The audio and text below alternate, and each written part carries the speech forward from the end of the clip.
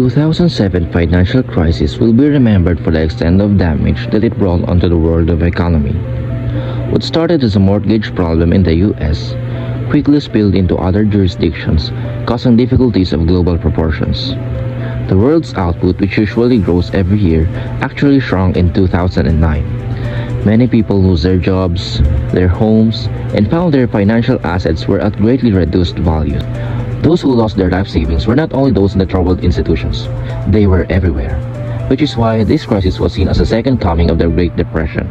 Financial authorities had to take a hard look at what went wrong and to rethink what we understood of financial markets and how these markets should be regulated and supervised. In the aftermath of this crisis, the pursuit of financial stability has now become a definite policy objective and the underlying principle behind the global reform agenda.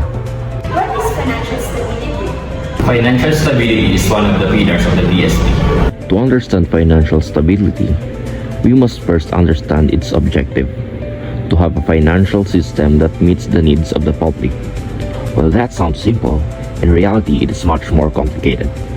Financial stability requires a financial system that can manage disruptions. Having that system will allow everyone to go about their business, both in good times and bad. Why should we care? It preserves the health of financial system. This is in addition to our traditional concern for the well-being of financial consumers or the health of financial institutions. For consumers and corporations, a properly functioning financial market is an absolute necessity. They rely on the financial market to bridge where they are today with their economic aspirations of tomorrow. Consumers use the financial system to store savings, which can later be used to acquire financial assets as well as real properties. Why should we pursue financial stability? We should pursue financial stability because financial system does not get healthy by itself.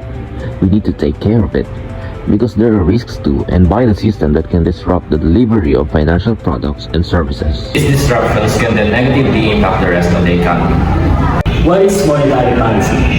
BSP maintains financial stability through several uses, and one of those is monetary policy. Monetary policy is the actions and decisions of member of Monetary Board of BSP to manage the money supply within the country. For example, if the businesses and individual really needs to use their money, it would result to an increase of expenses and rapid consumption of goods and services. If this condition remains while production or the supply of goods is low, it may lead to the rapid increases in prices of goods. However, the BSP is working with the national government in maintaining financial stability. BSP uses inflation targeting as the foundation for implementing monetary policy. In inflation targeting, the government announces the inflation target it needs to achieve. For example, if our target is 2 to 4% from the year 2024 to the year 2025, the BSP will thoroughly study the appropriate monetary tools to be used to achieve the said target. It means, in simulating monetary policy, the BSP raises or lowers its key policy rate according to the distance and scale from the government's target. Now, what is key policy rate? It is the interest on borrowing money by BSP from banks to maintain price stability. It also serves as guide for banks in their lending interest. In this way, BSP influences the amount of money circulating in our economy, or the so-called money supply. Controlling key policy rate is important because it drives demand. When demand is excessive, inflation may increase. When demand is low, inflation may decrease. What is supervision and regulation, and why it is important? So first, supervision means that the BSP monitors banks and financial institutions to ensure they follow the rules, manage money safely, and avoid risky decisions. Second is regulation. Involves setting rules that the banks must follow, like how much money they should keep and reserve to prevent financial problems. What is the purpose of supervision and regulation? First, maintain price stability and encourage economic growth because the BSP aims to keep prices of goods and services stable, preventing unexpected price increases or decreases. This stability allows firms and consumers to plan for effectively and contributes to the broader economic balance of it. Second is to protect depositor funds and consumer rights because BSP ensures that people's bank deposits remain safe.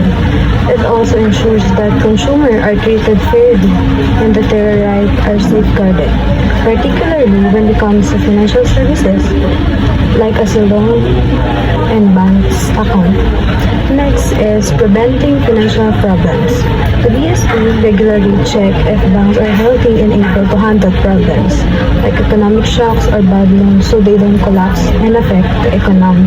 The BSP oversees the operation of banks and other financial businesses to make sure they follow the law like the new central bank. It ensures that these businesses stay safe, stable, and free from financial crimes. The BSP supervision and regulation are important for ensuring the stability and integrity of the Philippines financial system. This is not only to protect people and businesses but also helps the economy function smoothly and grow over time. Also, by ensuring the financial institution operate in a safe and sound manner, these procedures help to safeguard consumers, decrease system risk, and sustain financial system. All of this leads to overall economic stability, which is needed for sustainable growth. What is involved in financial risk management? The financial risk management involves identifying, analyzing, and making investment decisions based on accepting or mitigating risk. Using a financial risk instrument to hedge business and banking Basel account helps track, report, and expose risk. They have type of risk. Operational risk, defined by the Basel framework, refers to indirect or direct loss caused by inadequate internal system, process, or external events. It is not revenue-driven. Knowing inquired or completely eliminated financial risk management can manage operational risk by comparing costs against benefits. Foreign exchange risk, also known as the currency risk or exchange risk, occurs when a business operation currency is exchanged due to unfavored exchange rate. This risk affects organization, product, or market value, particularly for the business heavily relevant and important to export trade. Credit risk refers to the risk of borrower defaulting or debt or outstanding payment, influenced by factors like interest and collection costs. Financial analysis use yield spreads to determine risk levels. Mitigating credit risk involves credit checks, insurance, collateral, and third-party guarantees. Corporate measures include advance payment, delivery payment, and not providing credit until a relationship is established. Reputational risk refers to the loss of social capital, market share, or financial capital due to damage to an organization's reputation. It is difficult to predict financial but is tied to corporate tasks. Example including criminal investigation, ethics, evaluation, and safety issues. The growth of technology and social media has amplified the reputational risk, leading to boycott or even a corporate bankruptcy. How does the BSP protect consumers in the financial sector? The Bangko Sentral ng Pilipinas implements financial stability by focusing on consumer protection as a key pillar. Regulatory framework for consumer protection. The BSP enforces laws and regulations that ensure fair treatment of consumers. Examples include the Financial Consumers Protection Act, which mandates financial institutions to uphold consumer rights such as the right to information, fair treatment, privacy, and redress. It requires transparency in financial products and services, ensuring that consumers can make informed decisions. Digital financial consumer protection. With the rise of digital financial services, the BSP has introduced safeguards against cyber risk and fraud. For instance, it requires secure authentication protocols and redress mechanism for digital transactions. Why is collaboration is important in banking? It helps drive growth and innovation. Innovation has always been a core driver of growth at most organizations, and collaboration is key to driving it. Collaboration and facilitates the exchange of ideas and thoughts among team members who then weigh in on them with collective expertise. Collaboration between sales and finance teams streamlines sales processes and enhances revenue forecasting accuracy. Collaborations allows banks to access reviewing solutions and expertise technologies, reducing development costs and accelerating time to market. Why financial stability is important in the economy? Financial stability is more than just an economic term. It affects all of us.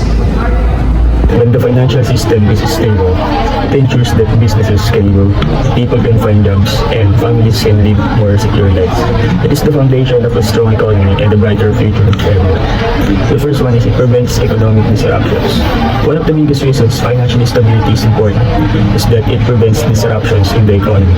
When the financial system is unstable, it can lead to major problems like job losses, lower incomes, and even increased poverty. For example, during financial crisis, companies may close, leaving many people unemployed. But with a stable system, these disruptions can be avoided or minimized. Businesses can operate smoothly, workers can continue earning a steady income, and families can meet their daily needs without fear of sudden changes in their financial situation. Stability provides a sense of security that allows people to focus on their goals and dreams. The second reason is that it supports investment. When the financial system is stable, it creates a predictable environment for businesses and individuals to invest. For businesses, this could mean expanding operations, hiring more workers, or launching new products. For individuals, it could mean saving for a child's education, starting a small business, or even buying a home. Third one is that it protects households. For everyday people, financial stability means access to reliable financial services like loans, savings, and insurance. Imagine a farmer needing a loan to buy seeds for the next planting season, or a family saving up for an emergency fund. During times of financial instability, these services may become harder to access or more expensive. And the last reason is that the role of the BSP. The Bangko Sentral ng Pilipinas plays a vital role in maintaining financial stability. They work hard to manage risks, control inflation, and ensure that the financial system remains strong and resilient. By monitoring the economy and taking proactive measures, the BSP helps the country avoid major financial shocks that could harm businesses and families. In recent years, the BSP has shown its capability by effectively handling challenges like inflation and market disruptions. Though, through careful planning and collaboration with other organizations, they ensure that the financial system remains a pillar of economic growth, even during uncertain times. Financial stability is essential for everyone. It keeps the economy running smoothly, supports investments, makes the country competitive, and protects the livelihood of the households. Thanks to the efforts of the BSP, the Philippines can face global and local challenges with confidence. When the financial system is strong, it provides a solid foundation for a better life for all the Filipinos.